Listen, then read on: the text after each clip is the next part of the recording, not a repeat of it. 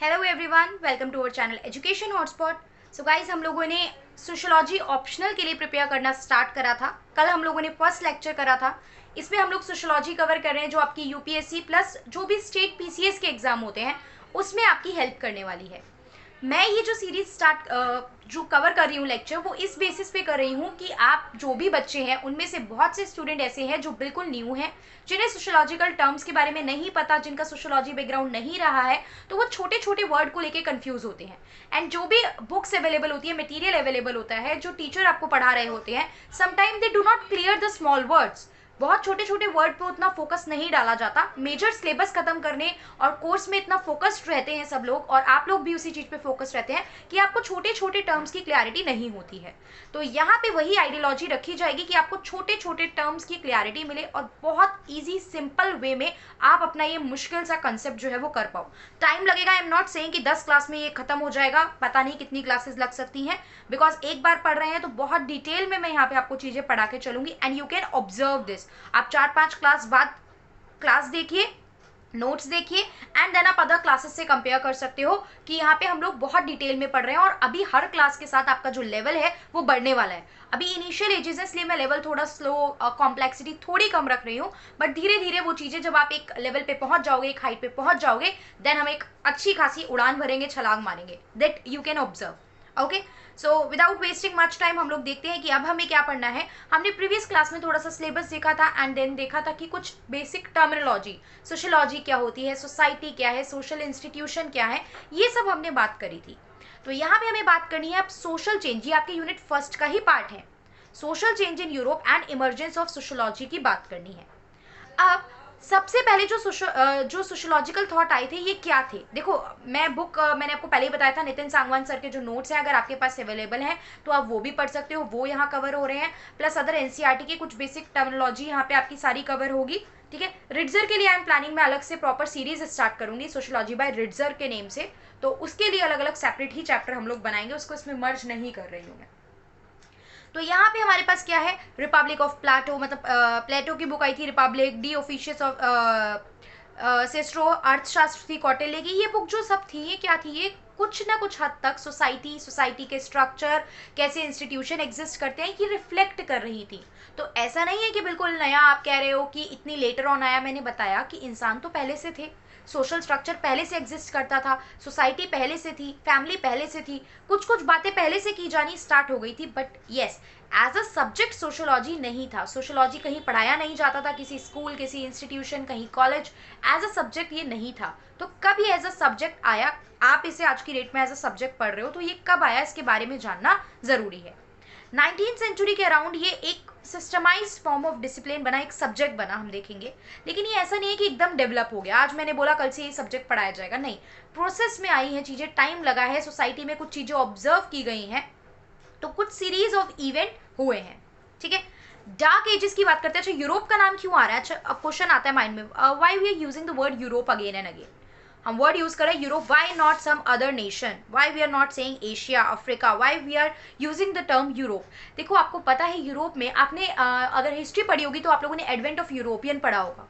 European was a person जो धीरे धीरे एक्सपेंड कर रहे थे ट्रेड के फॉर्म में, एंड देन पॉलिटिकली भी कैप्चर कर रहे थे, like they did with India. India के साथ भी किया, यूएसए को भी उन्होंने कैप्चर करा। लेटर ऑन बाद में जाके फ्रेंच रिवॉल्यूशन के टाइम पे यूएसए ने अपने आप को फ्री कराया था, यूएसए की 13 कॉलोनी जो थी वो फ्री हुई थी, फ्रीडम ली थी उन्होंने। तो जब यूरोप में चीजें हो रही थी, यूरोप इतना एक्सपेंड कर रहा था, जो चेंजेस आ रहे थे, चाहे वो इकोनॉमिक टर्म में हो, पॉलिटिकल टर्म में हो, सोशल टर्म में हो, वो चेंजेस भी हमें सबसे पहले कहाँ देखने को मिल रहे थे, यूरोप में। एंड देन फ्रॉम यूरोप धीरे धीरे वो वाइड स्प्रेड हो रहे थे to the other nation also. तो क्या था यहाँ पे, डार्क एजेस की बात की। डार्क एजेस मतलब क्या, कौन सा इरा। डार्क एजेस मतलब है एक समय, एक टाइम पीरियड जब बहुत सारे सोशल एविल एग्जिस्ट करते थे, समाज में बहुत सारी बुराइयां थी। ठीक है, फ्यूडल स्ट्रक्चर थे। फ्यूडल स्ट्रक्चर मतलब क्या होता था, सामंतवाद सिस्टम, जिसमें जो जमींदार से, जो लैंड ओनर्स थे, जिनके पास लैंड होल्डिंग्स थी, वो कुछ लोगों को एक्सप्लॉइट करते थे और उनसे काम करवाते थे। Lack of innovation in social and scientific field, innovation नहीं थी, कोई फर्स्ट स्टेप नहीं लेना चाहता था। बहुत सारी सोसाइटी जो थी एक बैकवर्ड और स्टैग्नेंट सोसाइटी हुआ करती थी। फिर मॉडर्निटी आई। देखो आज मैं आपसे जनरल सेंस में मॉडर्निटी पूछूं तो आप क्या बोलोगे, कुछ लोग बोलेंगे मॉडर्निटी मतलब जो मॉडर्न वेस्टर्न कपड़े पहन रहा है, मॉडर्निटी मतलब जो बाहर प्रॉपर चॉपस्टिक से खाना खा रहा है, हम कहेंगे वो पर्सन बहुत मॉडर्न है। कुछ लोग कहेंगे मॉडर्निटी मतलब थॉट प्रोसेस मॉडर्न है, कि आज की डेट में भी अपने रूट से जुड़े होने के बाद भी वो पर्सन बहुत मॉडर्न है। दे आर लाइक कि गर्ल्स को पढ़ना चाहिए, गर्ल्स को आगे निकलना चाहिए, जॉब करनी चाहिए, love marriage is like okay, live in is like okay.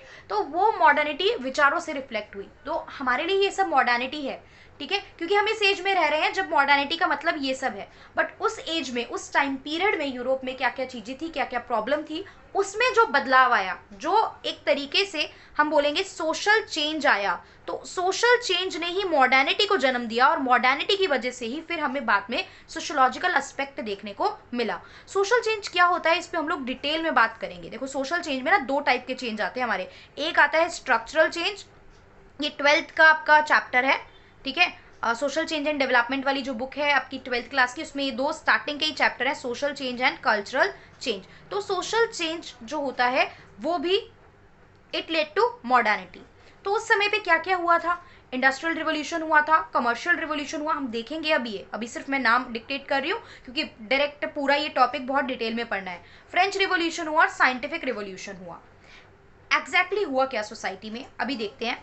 यहाँ पे देखो रिनाइसेंस की हम लोग बात करेंगे, तो रिनाइसेंस क्या होता है? रिनाइसेंस इज अ पीरियड जहाँ पे लोगों का, देखो वैसे मतलब के फॉर्म में देखो तो रीबर्थ या फिर रीअवेकनिंग, दोबारा से एक पुनर्जागरण करना, हिंदी में इसको क्या बोलते हैं, पुनर्जागरण, चीजों को सोचना, रीथिंक करना, ठीक है, ये सब क्या कहलाता है, रिनाइसेंस पीरियड। जब आप सोच रहे हो कि हमारी सोसाइटी में बहुत सी प्रॉब्लम है, इन सबको हटाना चाहिए, इन सबको हटाना चाहिए, these are the major problem जो सोसाइटी की ग्रोथ को रोक रहे हैं, तो जब आप चेंजेस के लिए काम करने लग जाते हो तो वो पीरियड कहलाया जाता है रिनाइसेंस पीरियड। जैसे कि डार्क एजेस को मॉडर्न टाइम में जो गैप लेके, मतलब जो चीज ने यहाँ तक पहुंचाया, डार्क एजेस से मॉडर्न टाइम तक पहुंचाया, वो क्या था, वो रिनाइसेंस पीरियड ही था, जो कि इटली में 14th सेंचुरी में स्टार्ट हो गया था।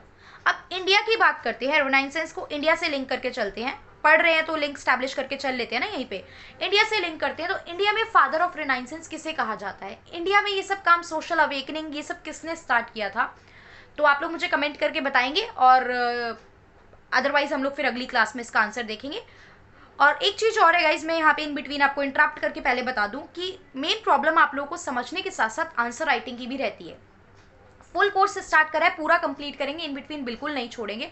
जब शुरू कर दी है चीज़ें तो बीच में छोड़ने का सवाल नहीं उठता है, बस आप लोगों के जुड़ने की बात है कि आप लोग कितना जुड़ के चलते हैं, आप लोगों को कितने अच्छे से समझ में आती हैं चीज़ें। On the basis of that definitely ये सीरीज़ जो है बहुत एक in detail in depth series होने वाली है। आई ऑल्सो ट्राई कि मैं अपनी जी जान लगा के यहाँ पे आप लोगों के लिए प्रॉपर मेहनत करके चलूँ।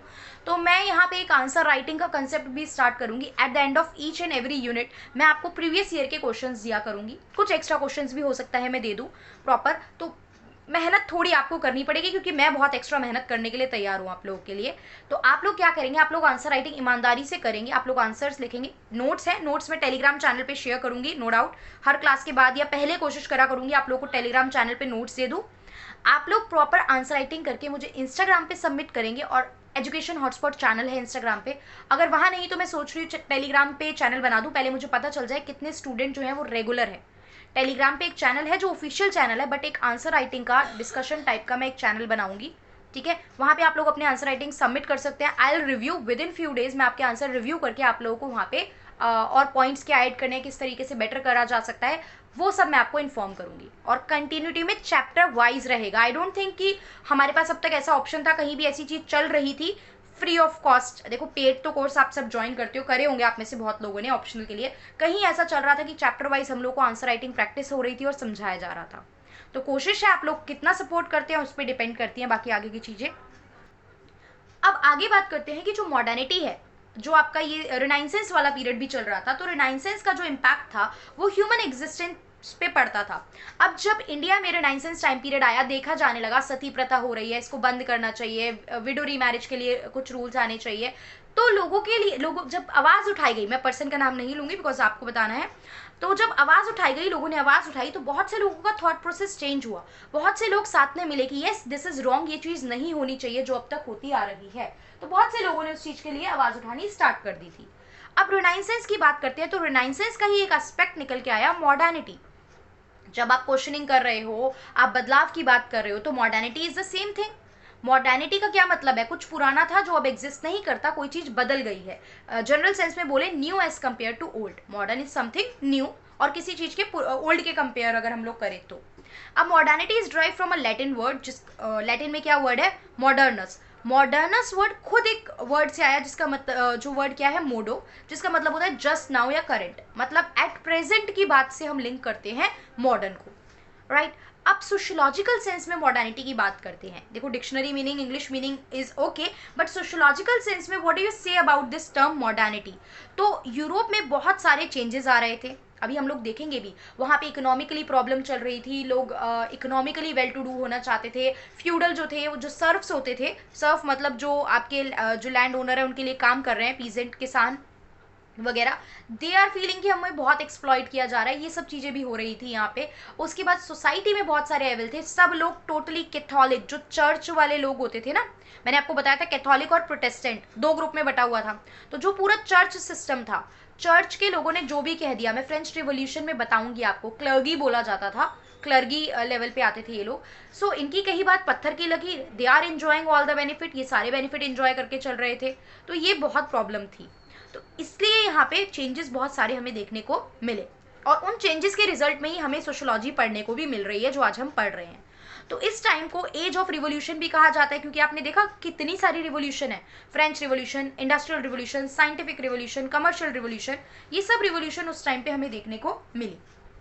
अब हम बात करते हैं अकॉर्डिंग टू मार्शल बर्मन, ये जो आपके लिबरल आइडियाज और प्रैक्टिस है ना, सिर्फ यही नहीं, मतलब लिबरल आइडियाज और प्रैक्टिसेस तो मॉडर्निटी है ही, ठीक है, फ्रीडम दे रहे हो और नए नए आइडियाज लेके आ रहे हो, लेकिन जो आपका इम्पैक्ट पड़ रहा है ह्यूमन कल्चर पे, इंस्टीट्यूशन पे और पॉलिटिक्स पे, वो चीज भी हम किस में observe, that also we'll observe in modernity. अब मॉडर्निटी में हमारे पास क्या रहेंगे? तीन मेन प्रोसेस रहेंगे, तीन मेन चीजें जिन्हें हमें इन डिटेल पढ़ना है। We will study about the enlightenment, यहाँ तक हम डिटेल में आज पढ़ लेंगे, एनलाइटनमेंट पूरा पढ़ेंगे आज हम लोग। ये दो टॉपिक हम लोग नेक्स्ट क्लास में पढ़ेंगे, industrial revolution and French revolution. Enlightenment को एज ऑफ रीजन कहा जाता है, अभी जस्ट थोड़ी देर में मैं समझा रही हूँ इसलिए यहाँ डिस्कस नहीं कर रही हूँ। Then industrial revolution, industrial revolution में I will tell you revolution क्या होता है और रिवोल्यूशन और रिवोल्ट में क्या डिफरेंस होता है, ये भी बात करेंगे। एंड देन हम लोग इंडस्ट्री क्या होती है इस बारे में भी बात करेंगे, इंडस्ट्री और फर्म में क्या डिफरेंस है, because it somehow help you in other subject also. Economics में आप कुछ जगह फर्म पढ़ते हो, कुछ जगह आप इंडस्ट्री पढ़ते हो, तो क्या डिफरेंस है आई एम श्योर बहुत से बच्चों को पता भी होगा, कुछ बच्चे जो रहे हैं जो नहीं जानते उनके लिए हेल्प करने के लिए ये चीजें काम आएंगी।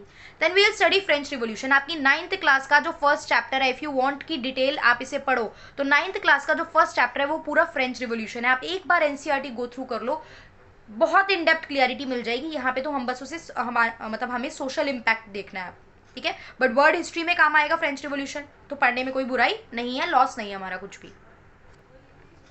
अब आगे हम लोग बात करते हैं, देखो मॉडर्निटी सिर्फ एक एंगल में नहीं थी, modernity is present in every sphere. Modernity economic sense में भी बात कर रही थी, मॉडर्निटी पॉलिटिकल सेंस में भी बात कर रही थी, और मॉडर्निटी सोशल सेंस में भी बात कर रही थी। तो modernity is present in each and every sense. Economic sense में बात करेंगे तो देयर एग्जिस्ट कैपिटलिज्म। कैपिटलिज्म क्या होता है ये आप सबको पता होगा, कैपिटलिज्म में शॉर्ट में बता रही हूँ मैं यहाँ पे, बाकी इन डिटेल तो विल स्टडी, कार्ल मार्क्स के बारे में पढ़ेंगे तो कैपिटलिज्म, इसके negative impact, will study all these thing, ठीक है। तो कैपिटलिज्म क्या होता है? कैपिटलिज्म में private people will work, socialism के बिल्कुल opposite, private people will work for the motive of earning profit and the prices of the product are decided by the demand and supply mechanism. Market forces अब कैसे decide होता है वो भी देख लो, ये डिमांड कर्व होता है, ये सप्लाई कर्व होता है। अब ये इकोनॉमिक्स का कंसेप्ट है कि डिमांड कर्व ऐसे क्यों बनता है, सप्लाई कर्व ऐसे क्यों बनता है, that I am not telling here, but demand curve और सप्लाई कर्व जहां पे भी ये इंटरसेक्ट करते हैं, ये जो इंटरसेक्शन पॉइंट होता है ना, ये हमारा मार्केट में प्रिवेलिंग प्राइस बन जाता है, मार्केट में प्रिवेलिंग प्राइस बन जाता है। तो कैपिटलिज्म में जो प्राइस रखा जाता है वो मार्केट फोर्सेस के थ्रू रखा जाता है। तो डिमांड एंड सप्लाई आपके क्या होते हैं? Market forces. And demand and supply को हम इनविजिबल हैंड ऑफ मार्केट भी बोलते हैं, कि प्रॉपरली दिख नहीं रहे हैं लेकिन पूरी मार्केट को रेगुलेट यही कर रहे हैं। अगर कंज्यूमर डिमांड नहीं करेंगे और प्रोड्यूसर सप्लाई नहीं करेंगे, so the whole economy will shut down, economy का जो बैलेंस है, जो बेस है, वही बिगड़ जाएगा। So I hope this is clear. अब बात करते हैं इंडस्ट्रियलाइजेशन की। इंडस्ट्रियलाइजेशन मतलब क्या होता है? सिंपल, इंडस्ट्रीज का सेटअप होना, इंडस्ट्रीज का सेटअप होना is considered as industrialization. Urbanization, गांव से शहरों की तरफ मूव करना, रूरल से अर्बन एरिया की तरफ मूव कर जाना क्या कहलाता है? अर्बनाइजेशन। सेक्युलरिज्म क्या कहलाता है? Not adhere to a proper religion, आप किसी एक रिलीजन से अटैच नहीं हो। Again this is a very big term, ठीक है। सेक्युलरिज्म इज नॉट अ बहुत छोटा सा टॉपिक की डिस्कस करके ऐसे खत्म हो गया। पॉलिटी में आपने पढ़ा भी होगा, आपके पॉलिटी में आपके प्रियम्बल का पार्ट है सेक्युलरिज्म। हम कहते हैं इंडिया की बात करें तो India is a secular nation हम बोलते हैं। तो इंडिया का अपना खुद का कोई रिलीजन नहीं है, and we'll respect and welcome each and every religion. So this is secularism. Political sense में बात करें तो नए नए नेशन स्टेट का बनना, रिप्रेजेंटेटिव डेमोक्रेसी का होना, मॉडर्न ब्यूरोक्रेसी का होना, मॉडर्न तरीके से एडमिनिस्ट्रेशन की बात करना, ये सब पॉलिटिकल सेंस में बात की जाएगी। अब इकोनॉमिक सेंस में कुछ लोग जो बात कर रहे थे, कुछ थिंकर्स, फिलोसफर्स, सोशोलॉजिस्ट, अलग अलग पर्सन, इकोनॉमिस्ट, ठीक है। तो एडम स्मिथ थे उनमें से। एडम स्मिथ को हम लोग फादर ऑफ इकोनॉमिक्स कंसीडर करते हैं। एडम स्मिथ की एक बुक थी, आई होप ये भी सबको पता होगा अगर आप लोगों ने थोड़ी बहुत भी तैयारी करी है। एडम स्मिथ ने एक बुक लिखी थी 1776 में, चलिए ईयर भी मैंने बता दिया। 1776 में एडम स्मिथ ने एक बुक लिखी थी जहाँ पे इन्होंने मॉडर्न फॉर्म ऑफ इकोनॉमिक्स की बात की थी। सो दैट्स वाई इन्हें हम आज की डेट में फादर ऑफ इकोनॉमिक्स कहते हैं। तो आप लोग मुझे बुक का नेम बताएंगे। देन इकोनॉमिक साइंस में ही रिकार्डो ने भी बहुत सी बातें की हैं, JS मिल ने भी बहुत सी बातें की हैं। पॉलिटिकल सेंस में रूसो और मोंटेस्क्यू की बातें हैं, ठीक है। कुछ चीज़ें पढ़ के चलेंगे, सब कुछ यहाँ पे PSIR वाले बच्चे तो और डिटेल में पढ़ते हैं ये सब। सोशल सेंस में बात करें तो क्वेश्चनिंग ऑफ ट्रेडिशन, लोगों ने ट्रेडिशन पे क्वेश्चन करना स्टार्ट कर दिया था, ऐसा होता है तो क्यों होता है? आप कह रहे हो बिल्ली रास्ता काट गई, आप ये सब अलग अलग रूल्स बता रहे हो, तो why this is happening? Tradition पे क्वेश्चन होना स्टार्ट हुआ, लोगों के आइडियाज में फ्रीडम आ गई, इक्वालिटी, हर जगह पे इक्वालिटी की बात की जाने लगी। साइंटिफिक भी बहुत ज़्यादा प्रोग्रेस हो गई। साइंटिफिक प्रोग्रेस, साइंटिफिक टेम्परमेंट किसे कहते हैं? When people start asking what, when, how, what, when, how, ठीक है। पहले तो सब कुछ भगवान के भरोसे था, भगवान कर रहे हैं, नेचर कर रहे हैं। नेचर को मतलब हम लोग पेड़ पौधे, जानवरों, इन सबको पूछते भी थे और आज भी पूछते हैं, नो डाउट। तो ये सब चीज़ों से लिंक करते थे, बट बाद में लोगों ने क्वेश्चन करना स्टार्ट कर दिया। कैसे? जब तक क्वेश्चन नहीं करेंगे तो कैसे पता चलेगा कि भैया एप्पल गिर रहा है तो क्या कंसेप्ट हो रहा है? कैसे पता चलेगा अगर क्वेश्चन नहीं करोगे कि सन, मून, इन सब का इवोल्यूशन कैसे हुआ? कैसे सोलर सिस्टम के बारे में पता चलेगा? आपने ज्योग्राफी पढ़ी होगी तो पूरे इवोल्यूशन में आपने बहुत सारी अलग अलग थ्योरी पढ़ी होगी, नेबुला हाइपोथेसिस पढ़ा होगा, देन बिग बैंग थ्योरी पढ़ी होगी, और अलग अलग लोगों ने कितनी बातें करी है, दैट यू हैव स्टडीड, ठीक है। तो वो एक उसी चीज को हम क्या कहते हैं? उसी चीज को हम साइंटिफिक प्रोग्रेस कहते हैं। अब आगे बात करते हैं। देखो ये जो डायग्राम है नीचे आप लोग देख पा रहे हो, तो ये जो डायग्राम है this is from the book of Nitin Sangwan. ये I don't create this diagram, मैंने खुद से कुछ क्रिएट नहीं करा है, ये मैंने उनकी बुक से एज इट इज कॉपी करा है, because this diagram is very nice. बहुत अच्छे से ये डायग्राम जो है काफ़ी कुछ क्लियर कर रहा है। तो क्या क्लियर कर रहा है ये डायग्राम? कि डार्क एजेस है, डार्क एजेस के बाद उस टाइम के बाद मॉडर्निटी आई, ऐसा कुछ मैंने बनाया था ना पीछे, शॉर्ट में बनाया था, बट यहाँ पे सारी चीज़ें हैं तो मैंने इसलिए इस डायग्राम को भी इंसर्ट कर दिया यहाँ पे, सो दैट आपके पास नोट्स जाए तो एक ही जगह चीज़ें रहें। डार्क एजेस, मॉडर्निटी, अब सोसाइटी में चेंज हो रहे थे क्या? इंडस्ट्रियल सोसाइटी बढ़ रही थी, मिडिल क्लास, एक नया ग्रुप आ रहा है मिडिल क्लास का, एक रिच और बिल्कुल एलाइट क्लास और पुअर के बीच में एक और ग्रुप निकल के आ रहा है जिसे मिडिल क्लास का नाम दिया गया। सेक्युलरिज्म, अर्बनाइजेशन, इकोनॉमी में इंडस्ट्री में रिवोल्यूशन आया, मार्केट फोर्सेज आए, कैपिटलिज्म आया, ठीक है। Sorry I don't think it is visible. So ये सब हमें पढ़ना ही है अभी। पॉलिटिकल चेंजेस में फ्रेंच रिवोल्यूशन आया, डेमोक्रेसी की बात की गई, लिबर्टी की बात की गई। उसके अलावा सोशल चैलेंजेस में हम लोग देखेंगे, अब सोशल में, सोसाइटी में बदलाव तो आ रहे हैं, लेकिन कुछ चेंजेस अपने साथ क्या लाते हैं? चैलेंजेस लाते हैं। अब आप अपने घर में बच्चों को अगर अलाउ कर रहे हो कि गो एंड मतलब लिव इन में रह रहे हैं हमारे बच्चे, हमें पता है लिव इन में रह रहे हैं, बट उसके साथ चैलेंजेस आएंगे। रिश्तेदार चार बातें बनाएंगे, हो सकता है रिश्तेदार विल नॉट अलाउ कि आप लोग अपने बच्चों के साथ उनके किसी फंक्शन में जाओ, बिकॉज उनके बच्चों पे नेगेटिव इम्पैक्ट पड़ेगा। तो हर किसी बदलाव के साथ कुछ चैलेंजेस आते हैं। कोई अपनी लड़की को फॉर एग्जांपल पढ़ाई करने के लिए बाहर भेजिए, जॉब कर रही है, बाहर सेटल है, तो अब 10 बातें आएंगी रिश्तेदारों से, अड़ोसी से, पड़ोसी से, बाहर रहती है बच्ची, पता नहीं है किस तरीके से काम है, बहुत सोसाइटी ऐसी है, तो बहुत प्रॉब्लम फेस करनी पड़ती है। तो every changes comes with some challenges. तो क्या चैलेंजेस आए? हमने देखा एक काइंड ऑफ पॉवर्टी फेस करनी पड़ रही थी, प्लस फैमिली जो थी, जो जॉइंट फैमिली सिस्टम चलता था, वो एक न्यूक्लियर फैमिली में टर्न हो गई। Family is also very major concept of sociology, जिसे हम पढ़ेंगे, फैमिली, फैमिली के टाइप, फैमिली के फंक्शंस। इकोनॉमी में क्या चैलेंजेस आए? अलग तरीके के क्राइम होने लगे। इंडस्ट्रियल डेवलपमेंट, इंडस्ट्रियल जो पूरा आपका चेंज आया, रिवोल्यूशन आया, उसके बाद हमने ऑब्जर्व किया there are new kind of crimes जो हो रहे थे। लोगों की वर्क, जो लिविंग कंडीशन थी, रहने सहने का तरीका था, वो थोड़ा सा पुअर हो चुका था, स्टैंडर्ड ऑफ लिविंग वर्ड हम यूज़ करें तो पुअर स्टैंडर्ड ऑफ लिविंग, लोग बुरे हालातों में रह रहे थे, अप्रोप्रिएट वर्ड इज दिस।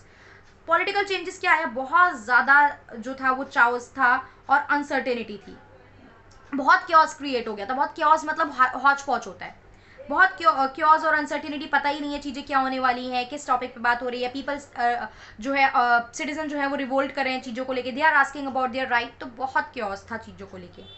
इन्हीं सब के आंसर ढूंढने के चक्कर में क्या हुआ, एक सब्जेक्ट इमर्ज हुआ जिसे बोला गया सोशियोलॉजी।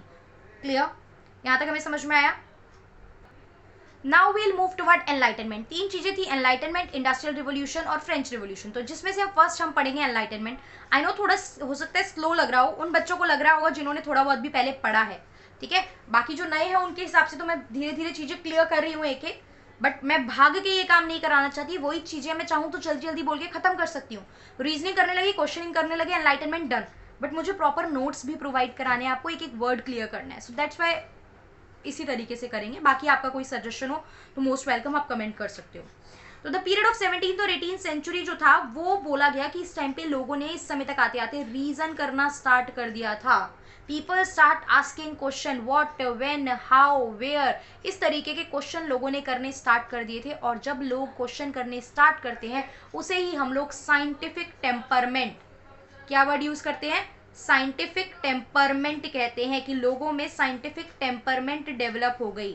टेम्परमेंट और क्रिटिकल थिंकिंग, क्रिटिकल लर्निंग कह लो, थिंकिंग कह लो, कुछ भी कह सकते हो, क्रिटिकल थिंकिंग डेवलप हो गई when people are asking question about the things, ठीक है। अब एनलाइटनमेंट के टाइम पे, एनलाइटनमेंट का मतलब अगर देखो तो एक बुद्धा ने एनलाइटनमेंट लिया था तो उनको ज्ञान की प्राप्ति हुई थी, राइट। एनलाइटनमेंट लिया था तो उनको ज्ञान की प्राप्ति हुई थी। अब आप ये कमेंट करके ये भी बताइए, आपने हिस्ट्री पढ़ी है तो बुद्धिज्म वगैरह पढ़ा होगा कि कहाँ पे उन्हें एनलाइटनमेंट हुआ था। तो अब जब बुद्धा को एनलाइटनमेंट मिला, जब एनलाइटनमेंट हुआ तो हम वर्ड यूज करते हैं ज्ञान की प्राप्ति हुई। तो जब लोगों को ज्ञान की प्राप्ति हुई, पीपल स्टार्ट क्वेश्चनिंग, तो दैट्स वाई इस पीरियड को, इस इरा को एनलाइटनमेंट कहा जाता है। और इसी इरा की वजह से हमें सोशियोलॉजी में एक बेस देखने को मिलता है सोशियोलॉजी का इनडायरेक्टली। यहाँ पे एनलाइटनमेंट में ह्यूमन बीइंग को सेंटर पे रखा गया, ठीक है। पूरे यूनिवर्स के सेंटर में है ह्यूमन बीइंग और उनके रेशनल थॉट। रेशनल थॉट क्या होते हैं, जो किसी से इन्फ्लुएंस नहीं होते, ठीक है। फ्री विचार, लिबरल विचार जो किसी से इन्फ्लुएंस नहीं है, as the central feature of human being, ठीक है। इसको सेंट्रल फीचर माना गया। पहले क्या था, पहले सेंट्रल फीचर क्या था, पहले सेंट्रल फीचर थे गॉड। वैसे आज भी मैं कहूँगी काफ़ी हद तक है, इंडिया में तो है, मतलब इंडिया में तो आप देखो, मतलब लोगों को जुकाम बुखार भी होता है तो पीपल स्टार्टेड थिंकिंग कि बच्चों को झाड़ा लगवा दो, नज़र लग गई होगी। डॉक्टर वॉक्टर तो बाद में आते हैं, पहले हम लोग कोशिश करते हैं झाड़ा लगवा देते हैं, नज़र लग गई होगी। तो ऐसी चीज़ें अभी भी चलती हैं मेजर सेक्शन में इंडिया के। आप ये मत बोलो हमारी फैमिली में नहीं होती, ये नहीं होता, वो नहीं होता। Majority India as a whole की हम लोग बात करके चलेंगे तो, ठीक है। इसके बाद हम लोग बात करते हैं एरविंग ज़ेटलिन ने 1996 में ये बात बोली थी कि जो पुरानी सोशियोलॉजी थी ना, वो इसी वजह से डेवलप हुई है, एनलाइटनमेंट की वजह से। बिकॉज अर्ली सोशियोलॉजिस्ट क्या सोचते थे, देखो आगे ये बात है, जो डार्विन का आइडिया था कि ऑर्गेनिज्म जो ह्यूमन बींग से इवॉल्व कैसे हुए। फिर सर्वाइवल टू द फिटेस्ट की भी बात की थी कि जो सर्वाइव कर पाता है वही जो होता है, मतलब जो फिटेस्ट होता है वही सर्वाइव कर पाएगा। सारी कंडीशन वंडीशन जो भी एक्सट्रीम कंडीशंस रही और खाने पीने का रहा, उन सबको झेल के जो सर्वाइव कर पाता है, जो फिटेस्ट रहता है वही सर्वाइव करता है। तो यही बोला गया कि जो अर्ली सोशियोलॉजिस्ट थे वो इस कंसेप्ट पे बिलीव करते थे कि सोसाइटी जो है वो भी उसी तरीके से डेवलप हुई है जिस तरीके से ऑर्गेनिज्म हुए हैं। ऑर्गेनिज्म मीन्स ह्यूमन बींग्स वगैरह, और ये सब लोग डेवलप हुए हैं, सोसाइटी भी उसी तरीके से इवॉल्व हुई है। ये बात जो पुराने सोशियोलॉजिस्ट थे, जो पहले के समय में स्टडी कर रहे थे, उन लोगों से, वहाँ से ये चीज़ें डेवलप हुई हैं। बहुत सारे सोशियोलॉजिस्ट थे, मैं नेम भी अगले क्लास में आपको चार्ट प्रोवाइड कर दूंगी कि इटली से कौन थे, जर्मन से कौन थे, इंडिया के कौन थे। तो बहुत सारे सोशियोलॉजिस्ट के नाम हम लोग देखेंगे और आगे उनकी थ्योरीज और उनके बारे में काफ़ी कुछ हमें पढ़ना है। तो अगस्त कॉम्टे की बात हुई। अगस्त कॉम्टे को कहा जाता है फादर ऑफ सोशियोलॉजी। भाई क्यों कहा जा रहा है, किसी पर्सन को किसी सब्जेक्ट का फादर क्यों कहा जाता है, क्योंकि वो सब्जेक्ट की नींव रखते हैं, वो सब्जेक्ट के बारे में कुछ रूल्स बताते हैं, कुछ स्टार्टिंग बेस बताते हैं। तो उस सब्जेक्ट की नींव रखने का काम वो पर्सन करते हैं, तभी हम उन्हें उस सब्जेक्ट का फादर कहते हैं। दिस इज द थिंग जो अगस्त कॉम्टे ने की। उन्होंने कहा कि जो सोशियोलॉजी है ना, वो बहुत ज़्यादा वेलफेयर के लिए कॉन्ट्रीब्यूट करती है, जो ह्यूमन बींग्स के वेलफेयर के लिए सोशियोलॉजी काम करती है। और ये साइंटिफिक डिसिप्लिन, साइंटिफिक सब्जेक्ट है, बताऊंगी कैसे हम लिंक करेंगे इसे साइंस से, देन वी विल डिस्कस। और पॉजिटिविज्म का कंसेप्ट भी हम लोग इन डिटेल आगे डिस्कस करेंगे, यहाँ पे नहीं पढ़ेंगे इसे। तो अगर इन्होंने पहले क्या वर्ड यूज़ करते थे, ये पहले जो सोसाइटी के बारे में पढ़ने को, सोशल फैक्ट्स जानने को, ये वर्ड यूज़ करते थे सोशल फिजिक्स, और बाद में 1839 में इन्होंने क्या वर्ड दे दिया इसे, सोशोलॉजी। तो sociology was founded by August Comte in 1839, ये बात याद रहेगी हमें, ये याद रखनी ज़रूरी है। फिर there are some other philosophers जिन्होंने और कुछ कुछ बातें की, जिस वजह से लोगों में क्वेश्चनिंग डेवलप हुई, जिस वजह से पीपल स्टार्ट क्वेश्चनिंग, और क्वेश्चनिंग स्टार्ट की तो साइंटिफिक टेम्परमेंट आया, और टेम्परमेंट आया तभी तो एनलाइटनमेंट का टाइम आया। तो क्या क्या था यहाँ पे, मॉन्टेस्क्यू ने सेपरेशन ऑफ पावर की बात की कि भैया 3 पावर डिवाइड करो, एक जगह सेंट्रलाइज मत कर दो, एक ही पर्सन काम करेगा तो काम कैसे चलेगा, तो पावर को डिवाइड करो।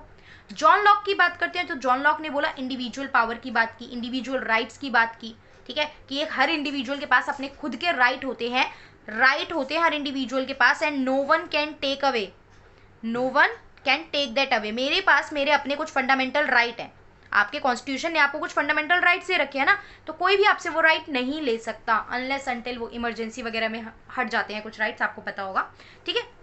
उसके बाद रूसो की बात करते हैं, तो रूसो में क्या है कि यहाँ पे इन्होंने बात की, अब इनकी थ्योरी डिटेल में नहीं बता रही हूँ मैं, बट इनकी कुछ ऐसी थ्योरीज की वजह से लोगों में बहुत हलचल मच गई और लोगों ने क्वेश्चनिंग स्टार्ट कर दी। तो क्या था, the people of the country have the right to choose their sovereign, लोगों के पास राइट होना चाहिए कि वो अपना रूलर खुद से चुनेंगे। सो दैट्स हाउ मासेस में ये बात फैली, मासेस में डिस्कशन होना स्टार्ट किया, लोगों ने क्वेश्चन करा, और उस पूरे एरा को एनलाइटनमेंट का एरा बोला गया। सो आई होप यहाँ तक हमें अच्छे से समझ में आया होगा, कोई डाउट नहीं होगा, और अगर है भी तो बहुत ऑब्वियस बात है, डाउट होना अच्छी बात है, डाउट होना बल्कि आयल से आप लोग कमेंट करके अपने डाउट पूछ सकते हैं। और इफ़ यू वांट कि आंसर राइटिंग वाला काम हो तो आप लोग मुझे कमेंट करेंगे, so that I will be able to know कितने जेन्युइन स्टूडेंट है who want to do the answer writing, उसी अकॉर्डिंग मैं फिर आप लोगों का ग्रुप और आंसर राइटिंग की जो सिस्टम है वो प्लान करूँगी। ओके, सो नेक्स्ट वीडियो में हम लोग इंडस्ट्रियल रिवोल्यूशन और फ्रेंच रिवोल्यूशन की बात करेंगे। This is all for this video, thank you for watching the video.